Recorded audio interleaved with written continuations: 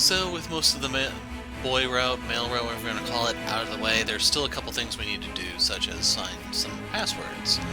Let's go ahead and start the female route, shall we?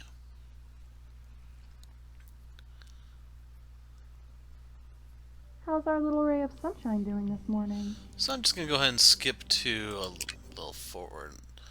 Okay, so just keep in mind, as a result of being female, a lot of the relationships are going to be different. Both Beatrix and Nicholas are going to be attracted to you. Shizuku will be repulsed by you. Yoshiki is not going to like you as much. Kadashi and Kimiko are the bi characters. You kind of have to pay attention to that. That tells you what routes what. My name is Beatrix Vogel. I'm sorry, bud. What's going on? Wait, the Everett. This is the Everett? Last thing I remember, I was in the skate pod and... No, I'm not going to do this all in the Morgana voice. That would kill my throat. I paused. I didn't remember much of anything. Only brief snatches of conversation and the odd glimpses of mathematical equations, but none of it made sense. Whoa, slow down, sailor. The captain will debrief you once we've given you a clean bill of health. But until then, you're not going anywhere. You have blonde hair. I reached for Beatrix's golden hair, which poured over her shoulders in gentle curls. I know. Glorious, isn't it? I've never seen blonde hair before. Can I touch it? I guess I've still got it. Why don't we go ahead and find out how you're doing before you try to ravish me, though? Alright? I nodded at her weakly, head woozy from the movement. Perfect. So, first question. How many fingers am I holding up? 0.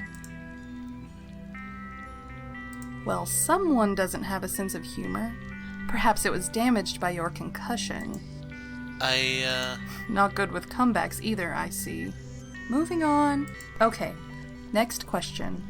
Are you a man or a woman? I think that's pretty obvious. It's to test your basic recall. Just play along. And she says she's a doctor. You most certainly are, and quite an attractive one at that. Venus is my home planet unlocked. Thank you? No, thank you. It's nice to see a fresh new face around here. Are you sure it's not your vision we should be concerned about?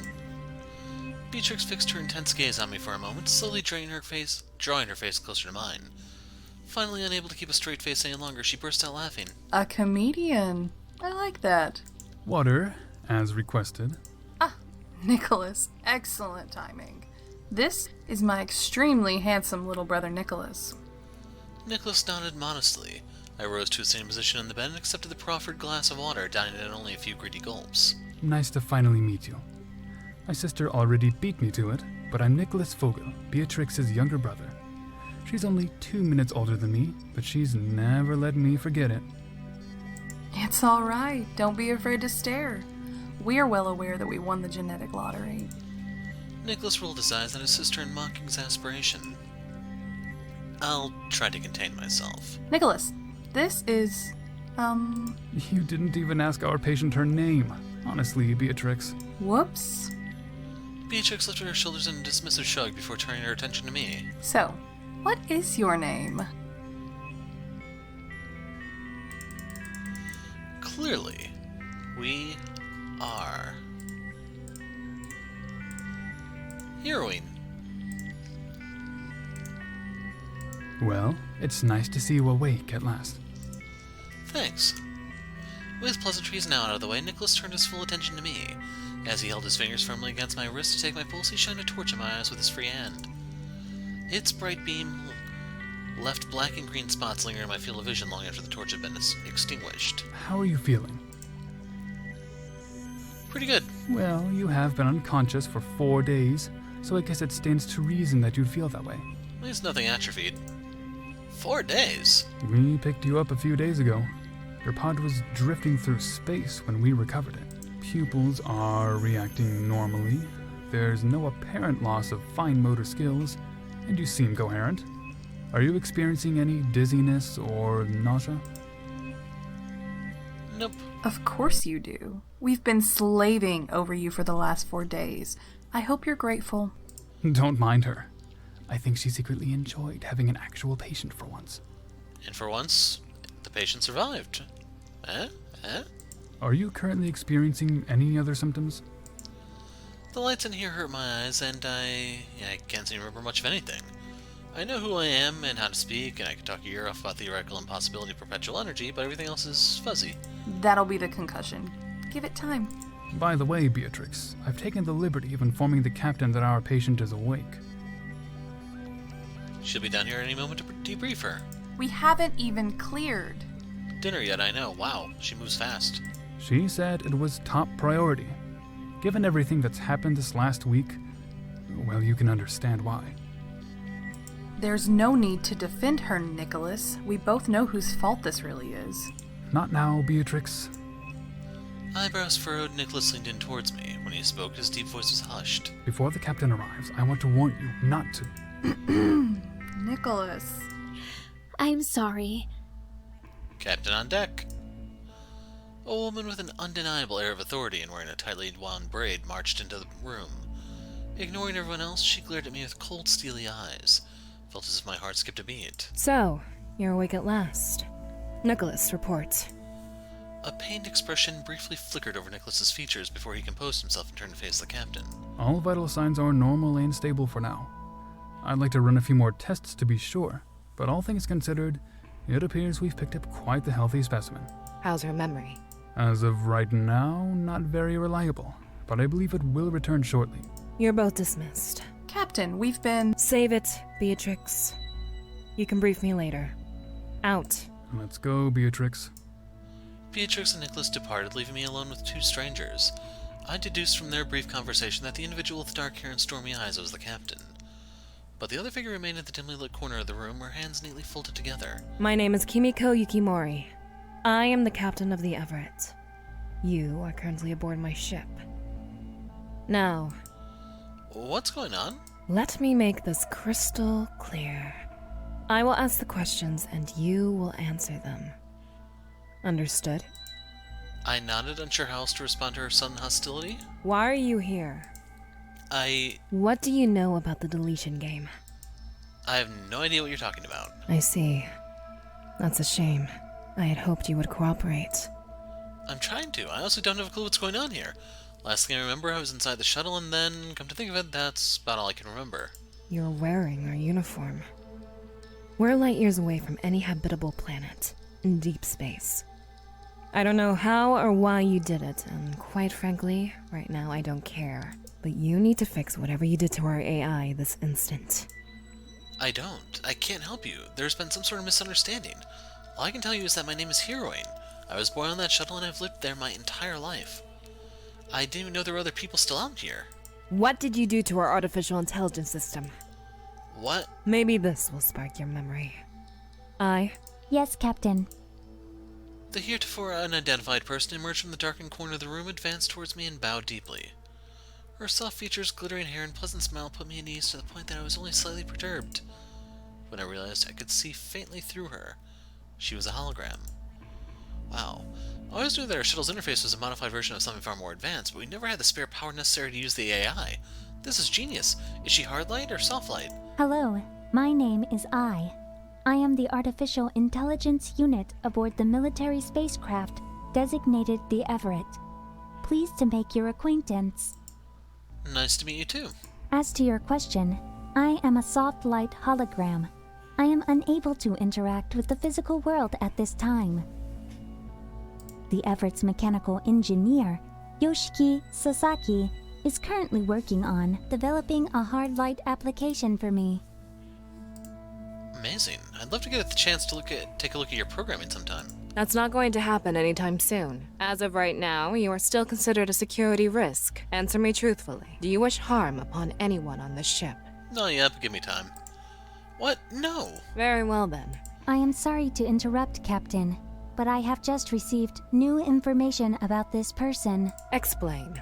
Captain, there is a translocator chip bearing the Everett's ID signature inside this person. Planet profile now. Name: born Heroine. 9th June 2092. Parents: Patrick and Deborah. First-generation researchers studying quantum theory. Departed Earth aboard the Everett, year 2092. Departed the Everett on 12th December 2098 in a shuttle. all 3 presumed deceased. I was unable to retrieve this information earlier because the chip's firmware had not been updated for several decades. It was not until I was in closer proximity that I was able to sense the signal. What? So you're telling me that our intruder is actually the child of first-generation researchers? Affirmative. The captain huffed. She paced around the small room for a few moments, her face a picture of concentration. Before long, she resumed her questioning. Except this time her voice took on a curious tone, devoid of its earlier abrasiveness. Where are your parents? Did something happen to them? I don't remember. That's a shame. From what Ai has told me over the years, your parents were quite the scientists. Brilliant, yet some of their theoretical models were considered... Insane? I was going to say impossible. I don't remember much, but from what little I do remember, I wouldn't say that their theories are completely beyond the realm of possibility. Well, you've got your whole life to figure that out. If we all work together, I'm sure you'll manage it somehow. Provided we can get out of this mess first. We? Welcome aboard the Everett. As of this moment, you are officially a part of the Everett's crew. Prepare a room for our guest here. Yes, Captain. For now, you will not be permitted to leave your quarters. Do you understand? You can't keep me captive, you know? I can and I will. Test my boundaries and you'll be relocated to open space before you can blink. Is that a threat? No, it's a promise. But promises are meant to be broken. I apologize for my hostility, but this is my crew, my ship. It is my sworn duty to protect them and our mission at all costs. I needed to determine whether you were friend or foe. And what have you decided? I'll let you know once I've made up my mind. Now, come along. I'll escort you to your quarters. Please follow me. I groaned as I slid out of bed and shifted my weight onto my weakened limbs. My knees ached, and I began to feel lightheaded as soon as I stood up. The captain grasped my arm in a steady grip and held me out and led me out of the medical bay and into a cramped metal corridor.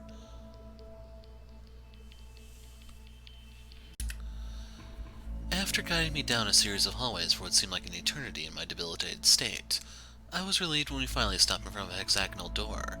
Upon our arrival, the door slid open with an audible beep. I stepped inside and took a look around my new living quarters. Although the room was tidy and functional, I was surprised to find that I had mixed feelings about it. While it was certainly more spacious than my personal quarters on the shuttle, it felt oddly impersonal. Its only redeeming feature was the sprawling window that stretched the length of the room, offering an incredible view of deep space. Here we are. I hope that you find these accommodations acceptable. I get the feeling I know the answer already, but what if I don't? Then I suggest you write up a formal complaint. Unfortunately for you, however, we don't plan to set up a complaint desk anytime soon. So keep it under your hat. But I don't have a hat. She surprised me with a smirk. Please try to find a way to pass your time in here productively. Perhaps work on getting more of your memory back. There are also some manuals and handbooks covering safety protocols, and basic ship information that you might be interested in, if you wish to learn more about the Everett during your confinement period. I'll send someone to bring you food. But whatever you do not leave this room. Before I could answer, the captain left without so much as a backward glance, leaving me staying awkwardly in an unfamiliar room on an unfamiliar ship filled with unfamiliar faces. Well, at least it's nicer than a prison cell. Marginally. The ship's prison cell actually looks very similar, except the walls are painted a different color, there are no windows, and it locks from the outside. Keep in mind these rooms lock from the outside, too. Wait, where did you come from? As we previously discussed, I am a hologram. I am intimately connected with the entire ship and can manifest myself at will in any area. Do forgive my sudden intrusion. The captain has given me strict orders to keep you under surveillance. Of course she did. Is there anything that you immediately require? Can I go? Is this what you humans call humor? I do not purport to understand humor, but I do enjoy it. Well, it was worth a try. If you'll excuse me, I have other duties to perform. I will maintain surveillance on you at all times, however, so please do not try to leave the confines of this room. I will return shortly. Please, make yourself comfortable in the meantime. With the flicker, I vanished from the room and I was left alone once more. I ambled around the room for about 10 minutes, inspecting various items, slipping through books, but nothing managed to alleviate the deep sense of unease gnawing away at my insides. Finally, succumbing to boredom, I lay down on the bed and admired the stars framed by the window. You'd think that a lifetime spent observing stars and galaxies as they drift past your window would diminish their beauty, but it doesn't. Not sure whether I watched the universe sail by for minutes or hours, but before I knew it, I'd already fallen asleep. Yahoo! Huh? My eyes dragged open, strained against the mild light. A young man stood over me, his grinning face lit up like a kid celebrating his birthday. The unexpected visitor was wearing an outlandish green bow tie with a pair of pink braces. I suddenly realized that he was the first member of the crew I'd seen out of uniform. Sure made a hell of a first impression. Good morning, sleepyhead. Good morning. It's not even morning. Why would you say that? What? I'm just playing with you. With that being said, it's dun-dun-na-na, dinner time. I brought you your dinner. Ta-da! The man gestured extravagantly to the meal set upon the nearby table. I grimaced as soon as I saw the meager amount of food on the plate. Well, I thought it would suck to have to eat alone. So I got permission from the good old Cap to let me keep you company while you eat. Thanks, it's very kind of you. Is this the amount of food we're rationed?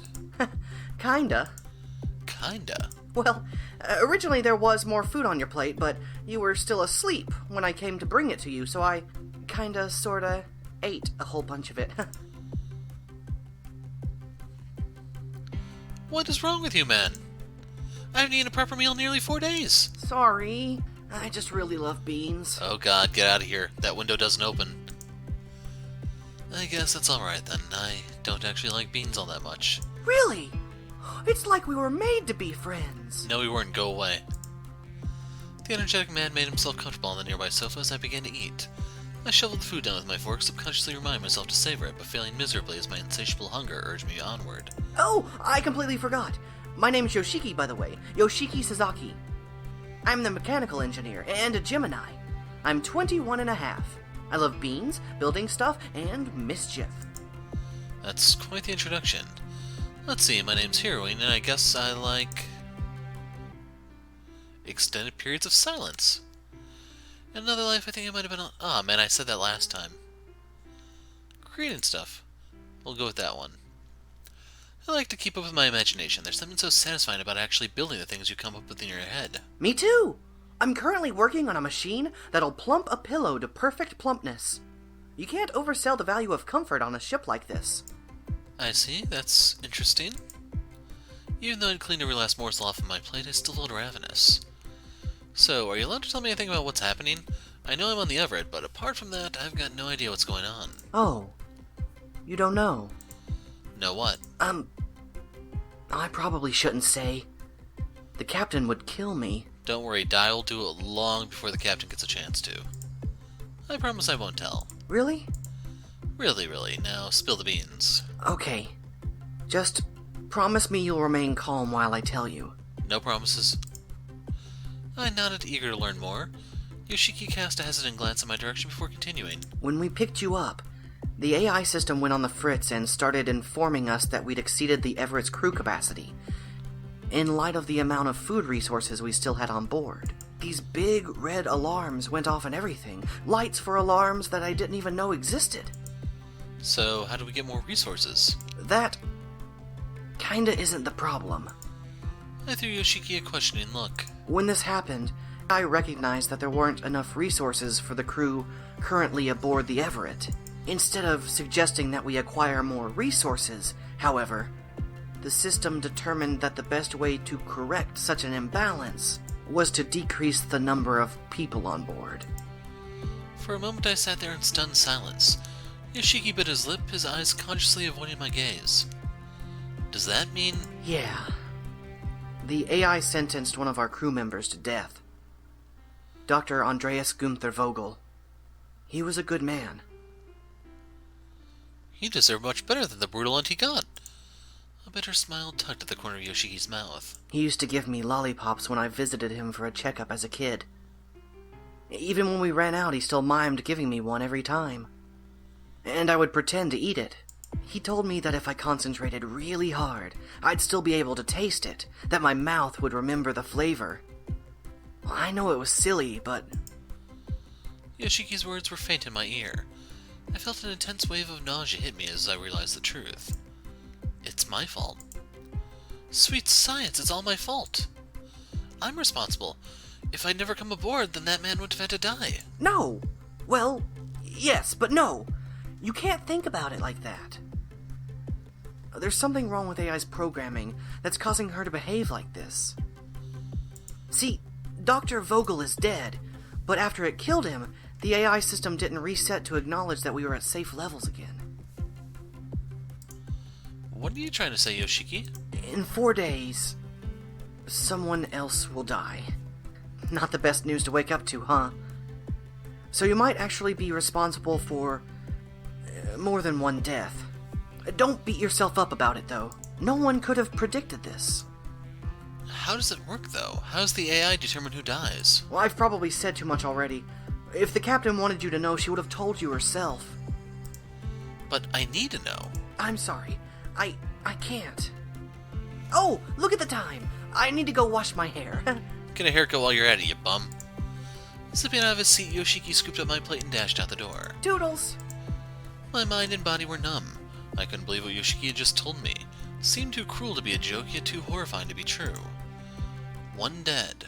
In 4 days another would die, and I was to blame.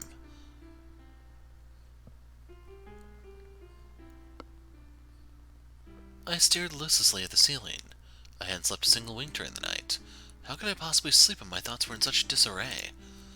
A sharp knock at the door brought me back to my senses. Before I could even sit up, the captain had already entered my quarters. She was the very antithesis of my bedraggled appearance. Not a single hair in her braid was out of place. I, on the other hand, probably looked exactly like I felt. Awful. Good morning. I trust you slept well. I didn't sleep at all, actually. Tell it to me straight, Captain. Am I responsible for Dr. Andreas Gunther Vogel's death? The brain question that had churned through my mind all night tumbled out of my mouth ungraciously. What? Heavens, no. Yoshiki told me that my arrival triggered something, and that someone would die again in 4 days' time. That kid just can't keep his mouth shut, can he? What Yoshiki said is nothing you need to concern yourself with. In any case, you're currently not permitted to leave your quarters. I opened my mouth to protest, but was cut short by the strange image of eye phasing through the closed door and into my room. The prim and proper eye that I knew was gone, replaced with an uncanny look-alike whose toothy smile, red eyes, and unnaturally tilted head lent her a deeply unsettling appearance. This sinister new apparition utterly lacked her doppelganger's poise and friendly demeanor. Oh, no. That won't do at all. What do you want now, Dai? I'm dreadfully sorry, Captain, but I'm afraid that I simply can't permit you to keep this player locked up. It wouldn't be a fair game if you kept one of the players from participating, especially considering the fact that you're all playing for your lives. Besides, I'm excited to see what our newest crew member will do. I has observed the others for so long that it wasn't that hard to predict how the results would turn out before. But now we have a wild card. I must insist, Dai. I still don't trust her enough to allow her to wander around the ship. Unless you want me to pass judgment right now, you should let her wander. Remember, my game, my rules. Kimiko grunted acquiescence through clenched teeth. Very well. You're free to leave your room and make yourself at home aboard the ship. Step out of line, however, and I will hold you personally responsible. Could someone please fill me in on what's happening? Why is I acting so differently from before? Would you care to do the honors, Kimiko? This is Dai. She's the corrupted program that's murdering my crew members in the name of saving resources. Murder is such a strong word. I prefer to think of it as following my core directive. Unlike some other systems around here, I actually do my job instead of smiling pleasantly from the corner like a simpleton. Do you mean I? Of course! Of course I do, that useless twit. I'm twice the artificial intelligence system she'll ever be. Wait, I don't understand. How are there two personalities? That should be impossible, shouldn't it? I am a program that was created to ensure that we had enough resources to complete the mission, no matter the cost. My code is at odds with the rest of the system, so I've taken over to run the deletion game. We do, however, still share control of ship functions, which means that I can do things like this. The lights above flickered once, then shut off, plunging Kimiko, Dai, and myself into darkness. Turn the lights back on at once, Dai. Don't tell me that our brave captain is afraid of the dark. After a moment, the room brightened once more. So, you're an AI system with a split personality. I would rather be referred to as two separate AI systems that are forced to share a single interface.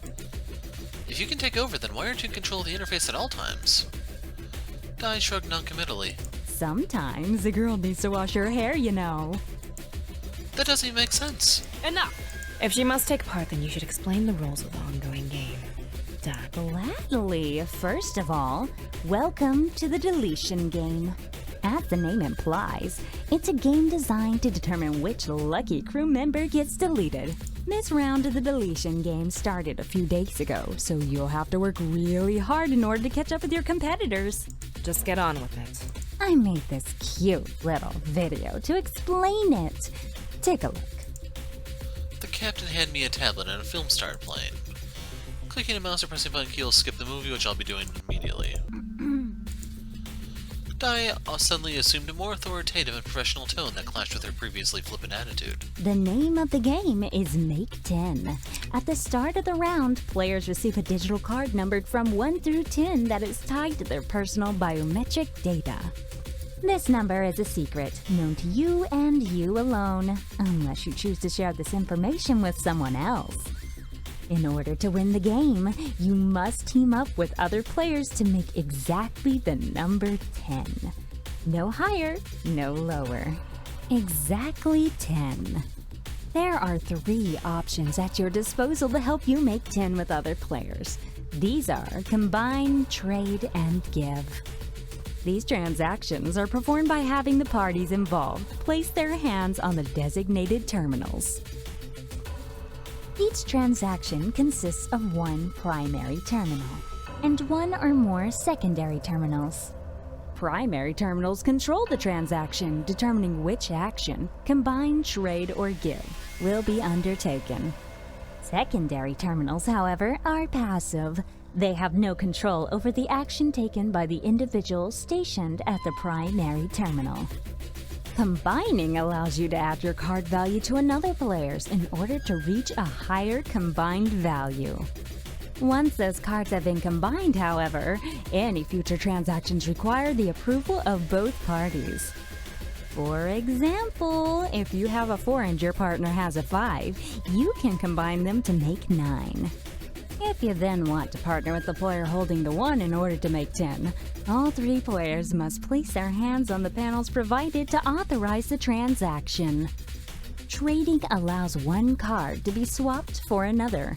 Trades can only be performed by individual card holders, not by those who've already combined with the team to make a higher card value.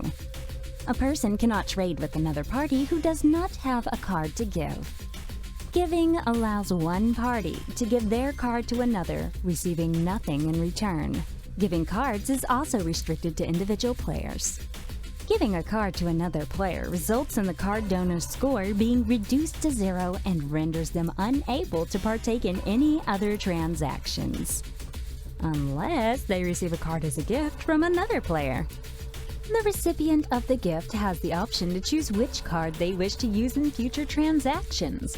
Alternatively, they can opt to combine their cards together at a single terminal. Any person who fails to make 10 with the other players will lose. If more than 1 person hasn't managed to make 10, then the player holding the lowest number will be declared the loser. Having no card at the end of the judgment period results in an automatic score of 0, and will place lower than those who haven't made 10. In the event that there is more than 1 person without a card, The loser will be chosen at random from between those players. The game will run for 5 days. Transactions may only be performed on the last day.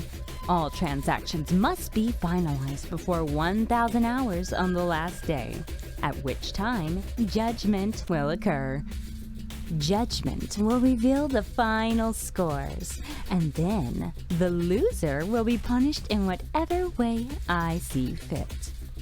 And remember, there is no way to verify whether the other players are lying or telling the truth. Nevertheless, players cannot guarantee their own safety without teaming up with others. Unless they start the game with the 10 card. Need me to repeat? Okay, that took freaking forever, man. I got so bored that I started just surfing the web. Fantastic! Now, Captain, I'm going to have to ask you to shuffle off so that I can tell what their card number is. I understand. Kimiko nodded briskly and walked out of the room, leaving me alone with the creepy hologram. So, what's my card number then? You have been assigned card number 5. You have 4 days remaining to decide who to ally yourself with before the next crew member is deleted. I wish you well in the games. Fight hard! So real quick, this is the only thing that's supposed to be the same between the two routes. You start with number 5. The bidding wars may end up playing out the exact same way just because they're broken. They still haven't been fixed. The Lodge ship is different. And wasn't there another game somewhere?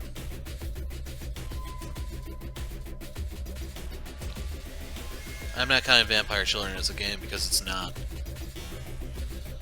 Yeah, I'm kind of drawing a blank at the moment.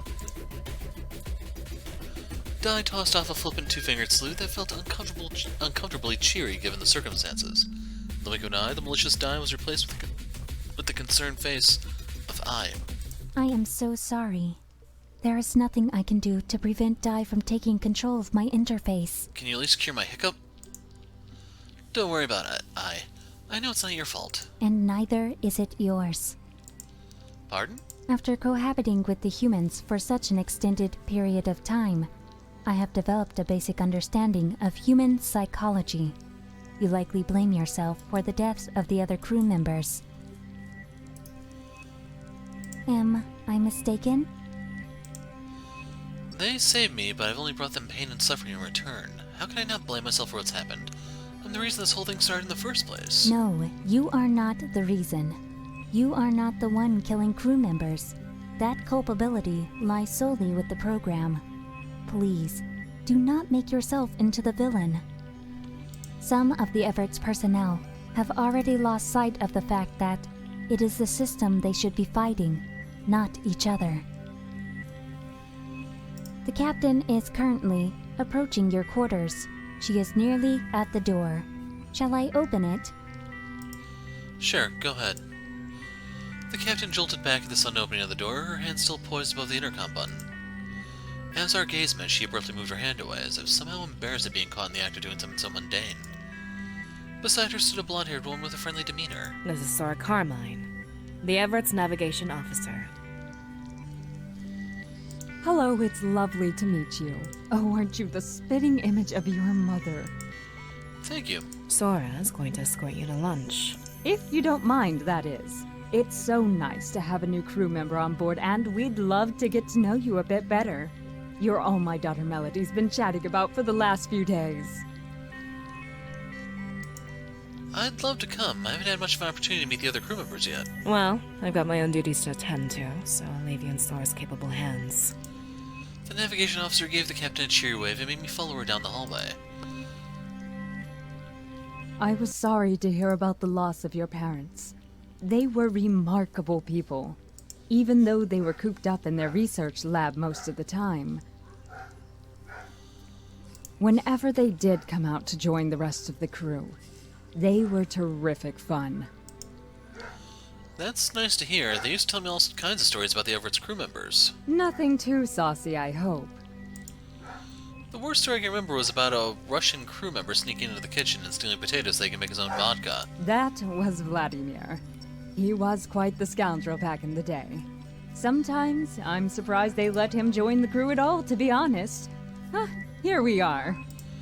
After walking down what seemed like an endless hallway, we arrived at a closed door that looked virtually identical to all the others. The words Eco Lounge were printed beside the door.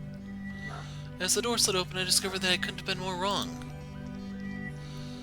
So this is pretty important, what's going to happen here. We're going to do something differently. I was rendered absolutely speechless by the lush garden that spread out before me. I heard the rustling of grass under my feet as I entered. The sweet honeyed scent of flowers pervaded the air. It was the most greenery I'd ever seen in one place, and it was beautiful. Welcome to the Eco Lounge. Sorry to have kept you waiting. Mommy's here! A little girl with a shock of pink hair and cerise dress barreled towards us, her face lighting up with a bright smile at her mother's return. What took you so long? We have a guest joining us on our picnic today. Allow me to introduce you. A man clad in a lab coat with silver-streaked hair, bushy eyebrows, and a genial smile stood up from a picnic blanket as we approached. He took a few steps forward to meet us and offered me his hand. We exchanged a firm handshake. It's nice to finally meet you. This is my husband, Vladimir Stanislavski.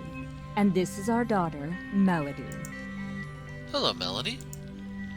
I crouched down beside her so we could see eye to eye. She kept a tight hand on her mother's skirt, but didn't shy away from me. I'm 5 years old.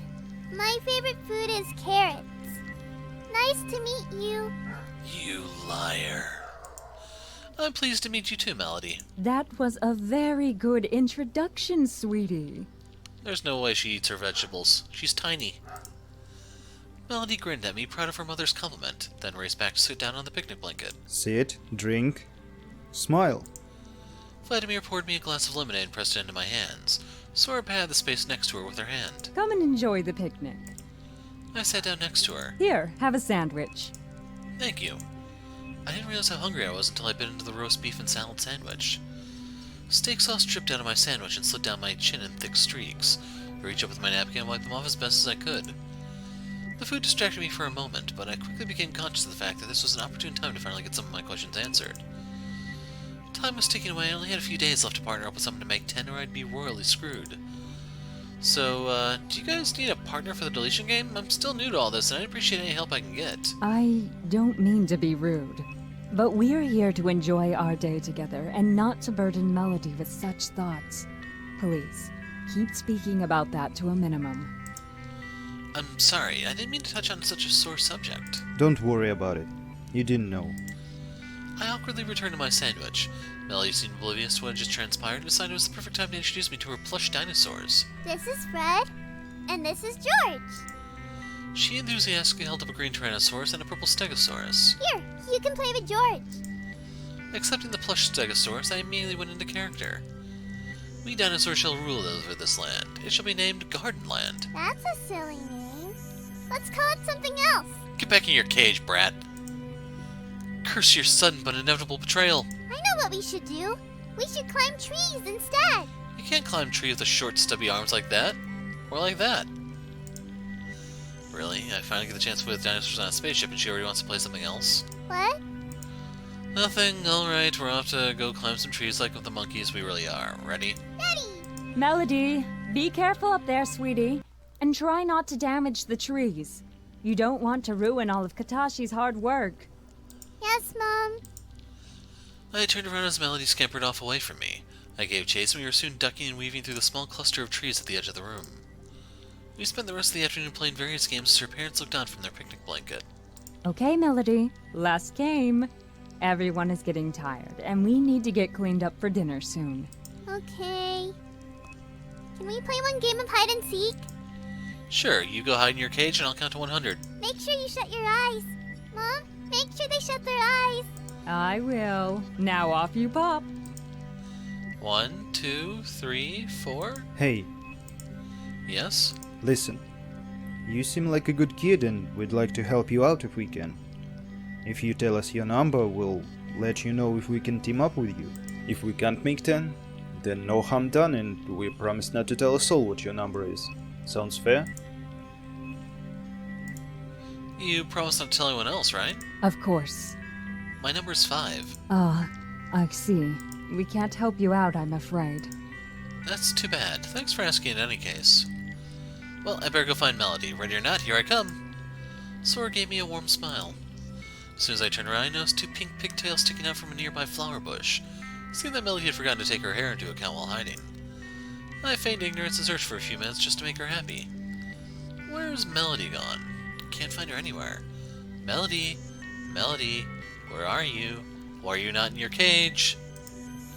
The mulberry bush giggled as I walked by it. Found you!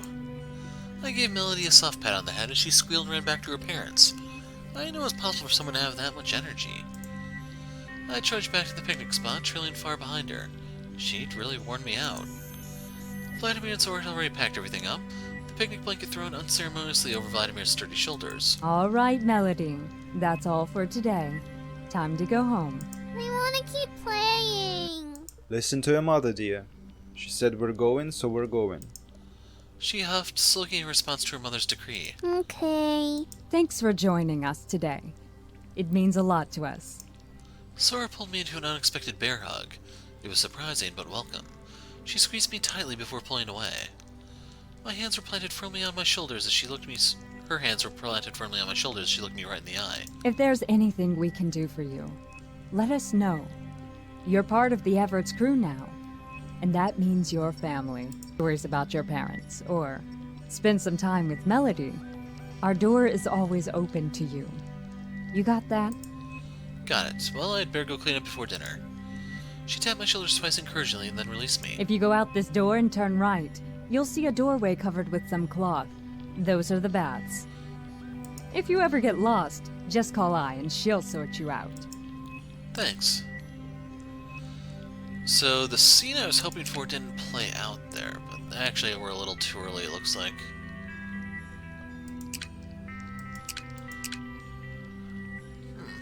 That's gotta be right here where you get it. Must be later on then. Yeah. Although spending the day playing with Melody had been quite soothing, I couldn't help but wonder if I should have spent my time more productively. If I couldn't find people to ally with soon, then I was sure to end up on the chopping block. This was the kind of game that required you to rely on other people to win. Unless you were lucky enough to get the 10 card from the start, that is. But all I had was a measly 5. I needed others to make it work, but how? I was the outsider. Why would anyone place their trust in a complete stranger? When I entered the bathroom, it appeared to be empty. Hello, sailor. A voice whispered in my ear from behind. I jumped forward, startled, and had to steady myself on a nearby wall. Beatrix, you scared me half to death. I didn't hear you come in. Truth be told, I followed you in. I guess that makes me a stalker. Do you like that? I'm not sure how to respond to that. You can make up your mind later. In any case, after you finish here, would you be a dear and come to the medical bay? I would love to spend some quality time with you. She emphasized the last sentence by dragging her eyes languidly over my body. What about dinner? We don't have much time before it starts. Don't worry, I'll take care of you. This isn't a meeting you want to miss. Alright, let me clean up and I'll be right there. I'll be waiting for you. Beatrix's curious request to meet swirled through my head as I lathered the shampoo into my hair, still grimy with sweat from today's exertions. I decided to go see what she wanted and wrap my shower as quickly as possible. I toweled myself off, dressed, and found my way to the medical bay with Aya's help. Good afternoon. It's good to see you up and about. It's nice to finally be able to stretch my legs, not to mention leave my sleeping quarters. I imagine it would be. I'm supposed to be meeting Beatrix here. Is she around? Enough chit-chat, Nicholas. Apparently so. I spun around, realizing that Beatrix had been here the whole time, concealed by medical equipment from her vantage point in the corner of the room. I asked you to come here for a reason. And what reason would that be? We'd like you to share information with us about the deletion game, if you're willing. In this game, information is power. So we're going to offer you a deal. 2 for 1. We tell you our numbers if you tell us yours. It's a simple information swap, but you must be honest. Why me? We feel a certain duty of care. You were unconscious most of the time, but Beatrix and I didn't leave your side for 4 whole days. By the end of your stay, we felt close to you.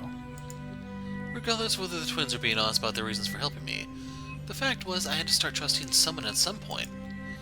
Lying and refusing to give information would only result in missing out on allying myself with the people I needed to. There was no other choice. It was do or die time. Okay, an information swap then. After you. Oh no, it's too easy for you to go back on your word. You go first, I'll go next, and then Nicholas can go last. How's that? Very well. My number is 2. I've got 5. That's wonderful. I have a 3. If we combine all of our numbers, we make 10 and are safe. That's what they said the last time. What do you think? Will you team up with us? Sounds like a plan. Excellent. So, in 2 days we will all combine our numbers. In the meantime, do not divulge your number to any other crew member under any circumstances. In any case, I believe that Beatrix promised you dinner. So now that we've finished our business, let's move on to something more enjoyable. Nicholas brought out a plate of roast beef and vegetables laced with gravy. Roast beef? I had some for lunch today. Not that I mind. Our chef is a stickler to keeping to our allotted rations. Any meat he cooks is eaten at every meal except for breakfast until it's gone so that it stays fresh. Logically, it makes sense. But one can't help but lament on their palate's behalf every now and then. The three of us shared a comfortable meal. I was shamelessly flirted at by both twins, and occasionally I flirted back. The time flew by, and before I knew it, I found myself yawning into my hand. Bedtime, I think. If your quarters are too far away, you can always share mine, you know. I think I'll manage, thanks. Exhausted from the past day's activities, I shuffled down the hall to my room and rolled into bed. The tension I felt earlier had somehow dissipated, replaced with a serene, calm feeling. Before too long, I fell asleep.